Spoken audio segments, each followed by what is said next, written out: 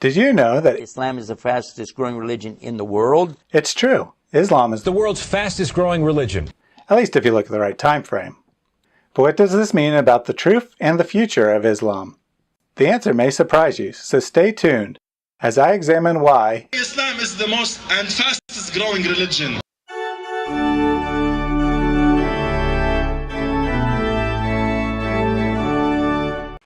If you've ever asked a Muslim why they believe Islam is true, they'll probably give you one of three answers. That the Quran contains amazing scientific knowledge that wasn't confirmed until centuries later. That Muhammad lived a morally perfect life. Or that the fastest growing religion in the world is Islam. While the first two are obviously false, the third is at least nominally true. But what does it mean if Islam is the world's fastest growing religion? First, a quick note. In this video, I'll stick to the conclusions of my research. I'm working on a follow-up video that will examine the future of Christianity, Islam, and atheism in greater detail, so be on the lookout for that. From 2000 to 2015, Islam was the fastest growing faith in the world, growing at an average of 1.9% a year compared to the world average of 1.2% a year.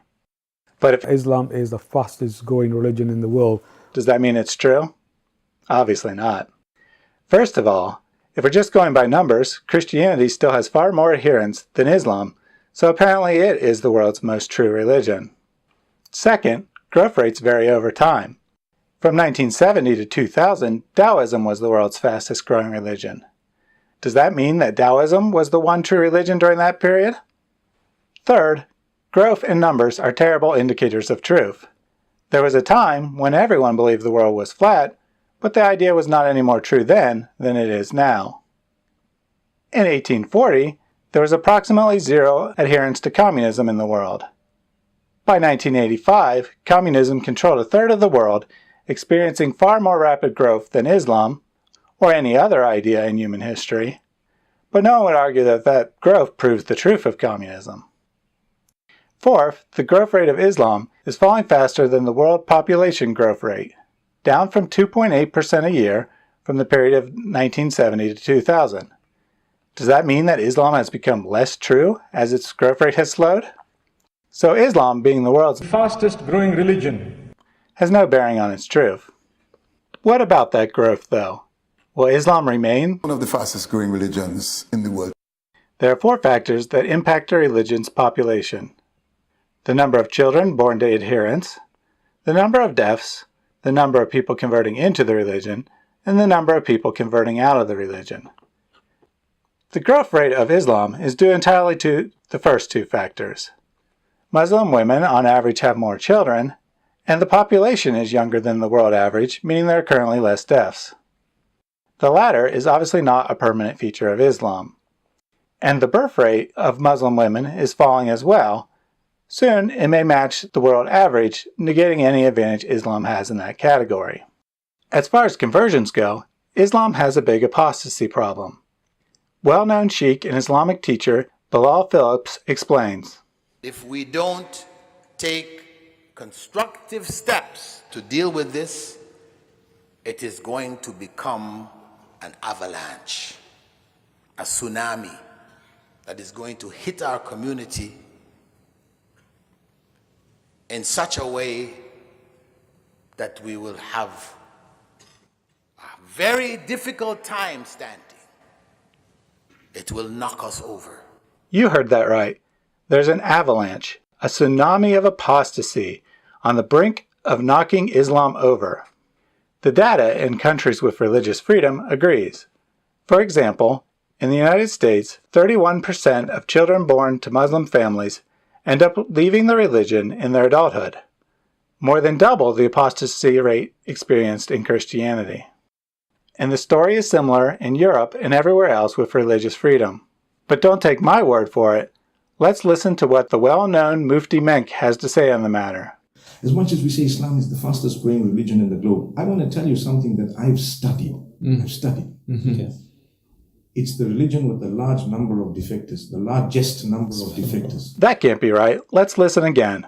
It's the religion with the large number of defectors, the largest number of defectors. Nope, we heard him right. He really is saying that Islam has the highest apostasy rate of any religion, and apparently he should know, since he says he studied the matter carefully. But the biggest problem for Islam isn't apostasy, but rather the number of converts it attracts. I looked at 20 years of survey data in the United States and found that out of over 20,000 people raised as Christians, just 20 had converted to Islam.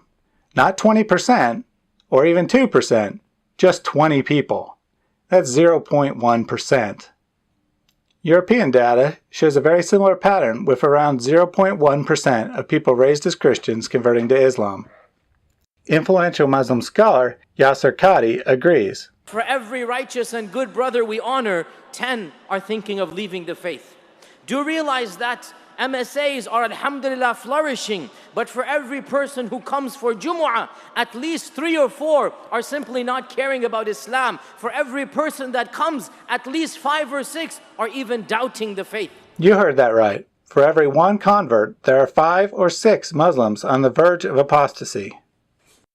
Other Muslim leaders agree, lamenting how most converts never become active in Islam at all, or leave within a few years. Why are people leaving Islam? Qadi explains.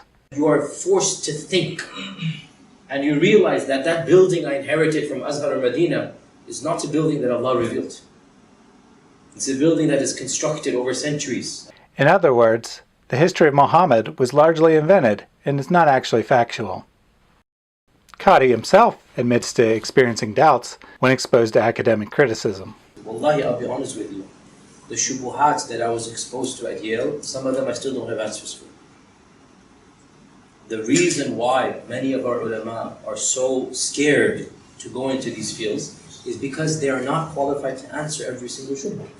Simply put, factual information causes doubts. Islam is the world's fastest growing religion, but it's also a house of cards that can't stand up to scrutiny. Islam cannot survive without laws against apostasy. But don't take my word for it. Celebrity scholar Yusuf Qaradawi explains. لم يتركوا الردة لو تركوا الردة ما كان هناك إسلام. كان انتهى الإسلام منذ وفاة الرسول عليه الصلاة والسلام. Translation: If they had gotten rid of the apostasy punishment, Islam would not exist today. Shocking honesty.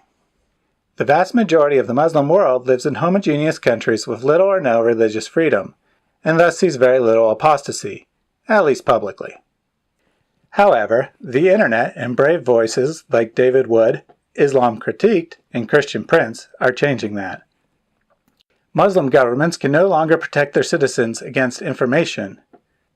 Islam cannot stand up to scrutiny, and the scrutiny is coming. By 2010, there are more than 10 million Muslim converts to Christianity, and perhaps another 10 million who had left religion entirely. 60 years ago, that number was approximately 0. Indeed, there are likely more ex-Muslims alive now than in the entire history of Islam combined. And as you can see from the graph on the screen, that number is growing at an ever-increasing pace. The tsunami has arrived and the house of cards is beginning to fall. Even in Saudi Arabia, where apostasy is punishable by death and atheism is classified as an act of terrorism, approximately 5% of the population, or more than 1 million people, now admit to being atheist.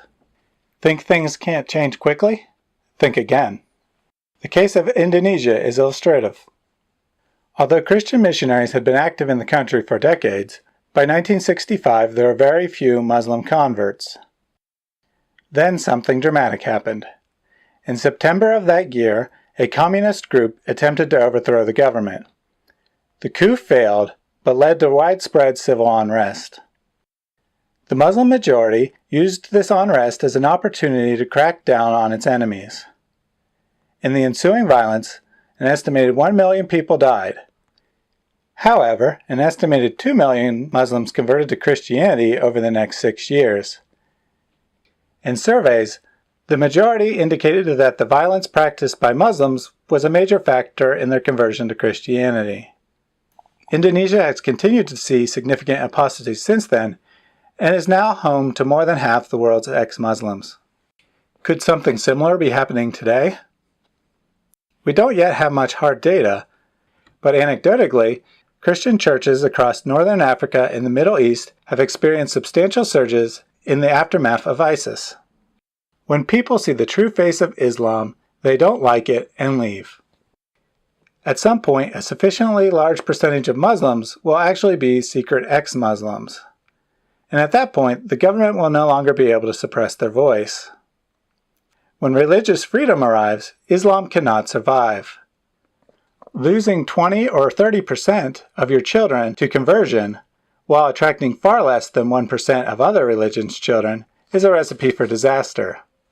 Soon, Islam will no longer be the world's fastest growing religion, but rather the world's fastest shrinking religion. And the world will be a better place for it.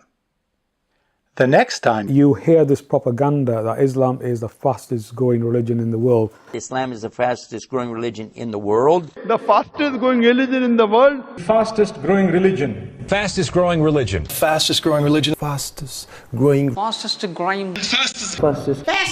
growing religion, which is a load of utter nonsense. Be sure to send them to this video so they can learn the truth. Thanks for watching.